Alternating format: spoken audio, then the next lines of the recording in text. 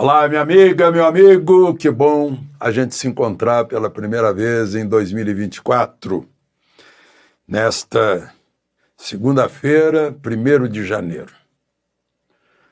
Pela primeira vez que comemoraram uma passagem de ano, foi em Roma, já no ano 45 do calendário juliano, calendário feito por Júlio César. Um calendário que começou a contar 7 anos antes do nascimento de Cristo. Depois tiveram que fazer correções, como eu mostrei ontem, veio o calendário do Papa Gregório XIII, 1583, porque o Júlio César considerava o ciclo lunar. E o ciclo lunar não dá 30, 31 dias, né? É menos, né? Enfim, só para a gente lembrar a origem dessa marcação de tempo que, teoricamente, seria a marca de uma volta inteira da Terra em torno da sua estrela, que é o Sol.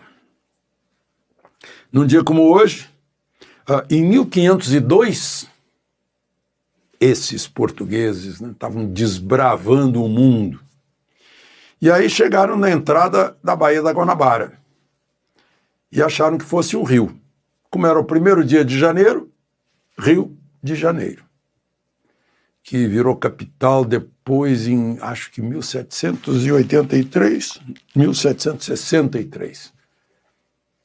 A primeira capital foi Salvador. Aí o Brasil já era vice-reino. E em 1979 era criado o estado de Mato Grosso do Sul. Esse estado cheio de gente boa, de gente trabalhadora, e que dá riqueza para o país. Foi desmembrado de Mato Grosso. Bom, vamos aos assuntos de hoje. Não esqueça de se inscrever e de dar uma conferida na sua inscrição, se ela ainda está aí, e ao final de deixar o gostei ou não gostei.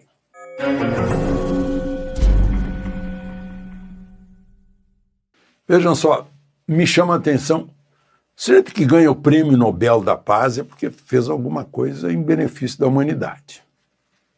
O Prêmio Nobel da Paz de 2007, deixa eu ver se foi 2007 mesmo, é um banqueiro de Bangladesh, 2006, o Muhammad Yunus.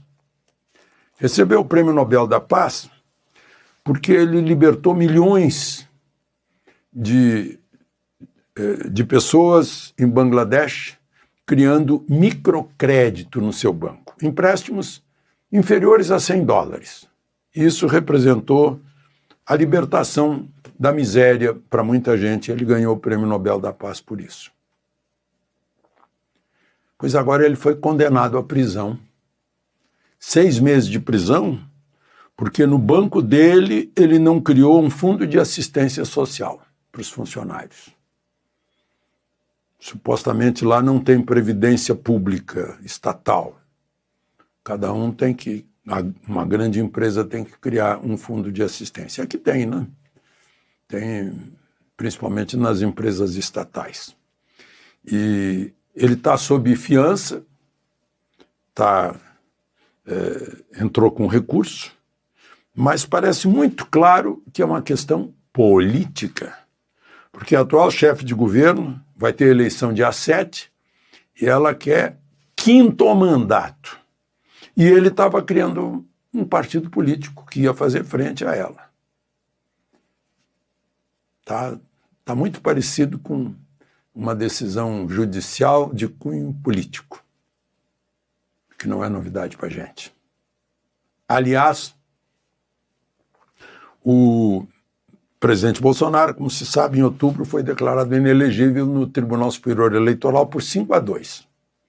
Ele recorreu e foi negado o recurso no Tribunal Superior Eleitoral. Agora ele está recorrendo à Suprema Corte.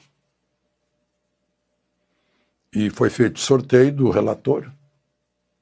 Sabem quem vai ser o relator do pedido de Bolsonaro para que ele não seja condenado à inelegibilidade? O ex-advogado de Lula, o hoje ministro Cristiano Zanin.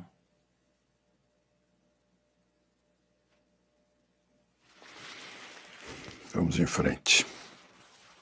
Eu não vi manifestação do Papa, talvez tenha sido feito muito discreta, sobre a prisão de padres na Nicarágua agora, mais 12 padres do Natal para cá, pelo regime de Daniel Ortega, que está...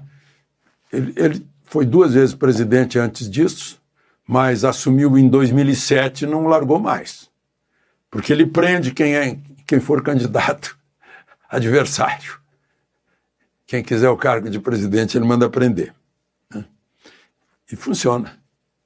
E agora, o mundo todo está sabendo que a maior floresta tropical do continente, depois da floresta amazônica, é lá na Nicarágua, foi declarada lá atrás pela Unesco como patrimônio da humanidade, como reserva da biosfera, está sendo destruída. Já perdeu 20%, só neste século, aí, nesses últimos 20 anos, perdeu 20%. Extração de madeira, dizem que é ilegal, madeira que é comprada pela China. E mineração lá dentro, dizem que é ilegal também. É no regime de Ortega. E o pessoal da defesa do meio ambiente também não fala nada. É uma coisa para a gente pensar, né? Vocês viram o que aconteceu lá em Balneário Camboriú? Aquele lugar lá que é cheio de edifício e não tem mais sol na praia? Pois é. Um grupo de jovens de Paracatu, pertinho aqui de Brasília, foi para lá, estava hospedado lá pertinho de Florianópolis, ali na Grande Florianópolis, mas foi a Balneário Camboriú e estava esperando no terminal rodoviário mais um amigo que viria de Paracatu. Todos estavam dentro de um BMW. Eu disse um BMW, porque é um veículo, é um sedã, é um carro. É masculino, gênero masculino. Eu não entendi. Eu leio em todas as notícias, está numa BMW. Por quê? Alguém me explique? Então, e ficaram dentro desse carro uma jovem de 19 anos, um adolescente de 16 e outros 2 de 21 e 24 anos. Morreram todos. Ficaram dentro do carro com o ar-condicionado ligado, esperando chegar o ônibus. A polícia desconfia de intoxicação por monóxido de carbono, porque o carro tinha feito lá uma mudança no escapamento. Tem gente que faz para provocar barulho, não sei se foi o caso, ou talvez conseguiram ficar mais silenciosos que o carro fabricado lá na Baviera, né? E morreram, jovens. A Prefeitura de Paracatu decretou luto, um choque. Mas eu estou contando isso para prevenir as pessoas. Uma, que não se mexe em coisa que é original do carro, que os engenheiros de uma fábrica alemã devem ter pensado muito para manter as pessoas dentro da cabine protegidas de inalações de monóxido de carbono, que é produzido pela explosão no motor, né? E outra coisa também, ter cuidado. Tem gente que fica horas com o carro estacionado, motor funcionando e ar-condicionado. Porque quando ele está andando, há uma certa movimentação de ar dentro, né? Até para trocar o ar, né? Tem gente que fecha, o ar fica circulando dentro da própria cabine. Claro que fica um ar viciado, porque os carros hoje são hermeticamente fechados. E tem um outro caso, já que eu estou falando de caso de morte, um influenciador, um jovem, que desapareceu no Natal. E agora descobriram que ele está enterrado na casa de um meio vizinho, lá de um casal que é meio vizinho, em Itapecerica da Serra, lá em São Paulo.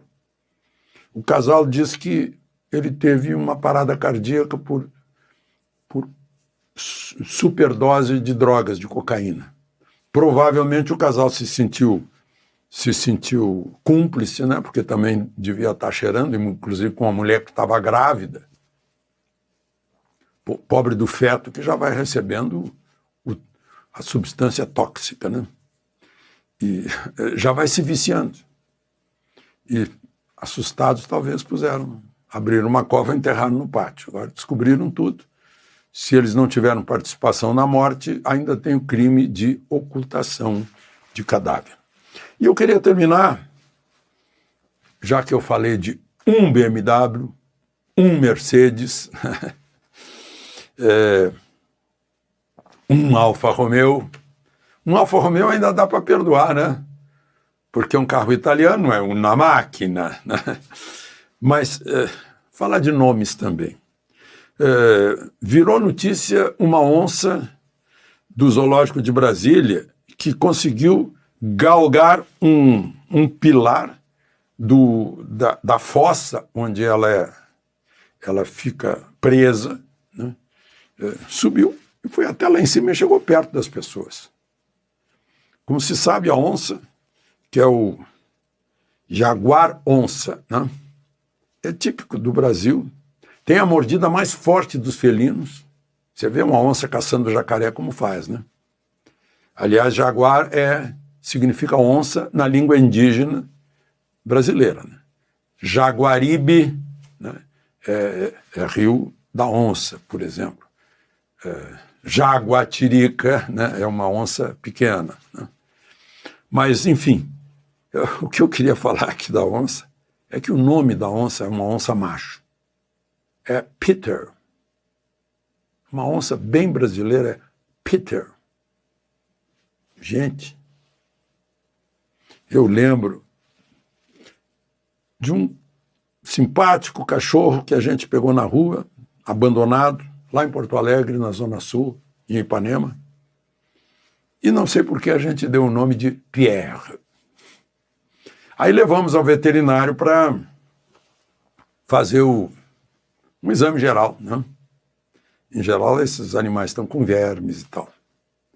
Aí o veterinário foi irônico com a gente, morria de rir, e dizia, vira-lata dá nome estrangeiro. E ria. E eu entendi a profundidade do que ele estava me dizendo. De Brasília, Alexandre Garcia.